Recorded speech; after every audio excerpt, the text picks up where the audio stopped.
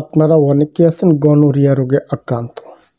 সাধারণত গনোরিয়া রোগে আক্রান্ত হলে পুরুষাঙ্গের ভিতর থেকে পুঁজ বের হয়, কখনো লাল, কখনো নীল, কখনো হলুদ ও বেগুনি কালারের পুঁজ বের হতে থাকে।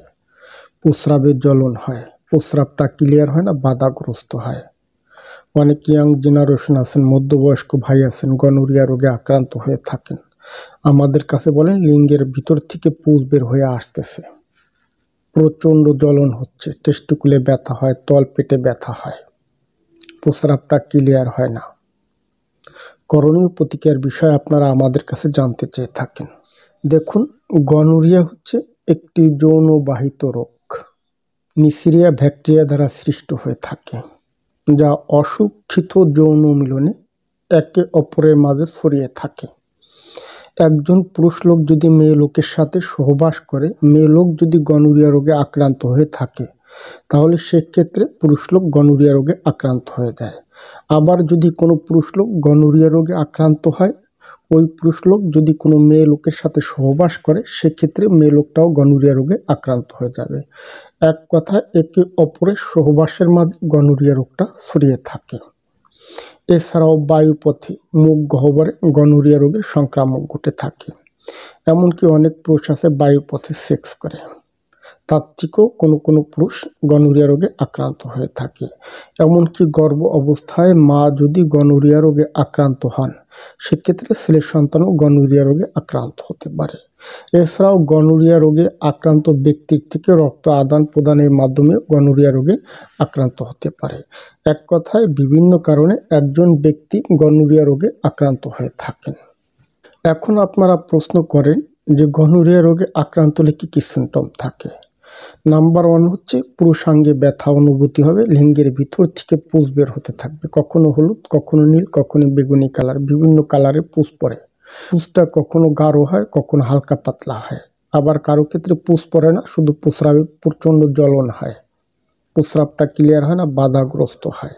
অন্ডকোষে ব্যথা করে, এমনকি তলপেটে ব্যথা অনুভূতি হয়ে থাকে, অনেকের ক্ষেত্রে গায়ে জ্বর অনুভূতি হয়।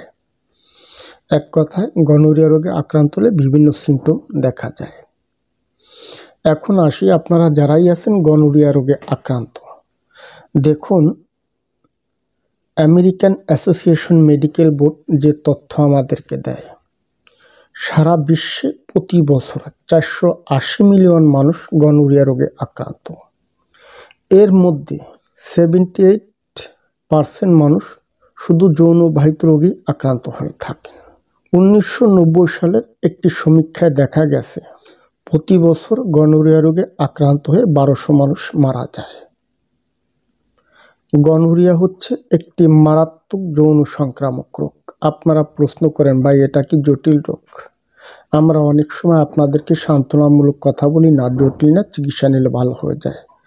দেখুন, প্রাথমিক লক্ষণ ভেদে চিকিৎসা নিলে স্থায়ী সমাধান হয়ে যায়। তবে হ্যাঁ, এটা একটা জটিল ও যৌন সংক্রামক রোগ। অনেকে আছেন চিকিৎসা নেয়, প্রাথমিক পর্যায়ে হেলাচেলা করেন, ভালো চিকিৎসা না নেওয়ার কারণে তার ব্যথাটা দীর্ঘদিন বহন করতে হয়। এজন্য বেস্ট হচ্ছে ভালো একটা ট্রিটমেন্ট গ্রহণ করা। বিশেষ করে যদি আপনারা গনোরিয়া রোগে আক্রান্ত হন, লিঙ্গ দিয়ে পুঁজ পড়ে, প্রচণ্ড জ্বালা পোড়া করে, প্রস্রাব ক্লিয়ার না হয়, প্রাথমিক পর্যায়ে আপনি অ্যালকুলিক সিরাপ কিংবা কিছু পেন কিলার, ব্যথানাশক ওষুধ খেতে পারেন। তবে অবশ্যই সাজেশন থাকবে একজন নিকটস্থ ইউরোলজিস্ট কিংবা যৌন বিশেষজ্ঞ চিকিৎসকের পরামর্শ নেবেন। ধন্যবাদ, আজ এ পর্যন্ত। আশা করছি আপনারা বুঝতে পারছেন যে গনোরিয়া হলে করণীয়।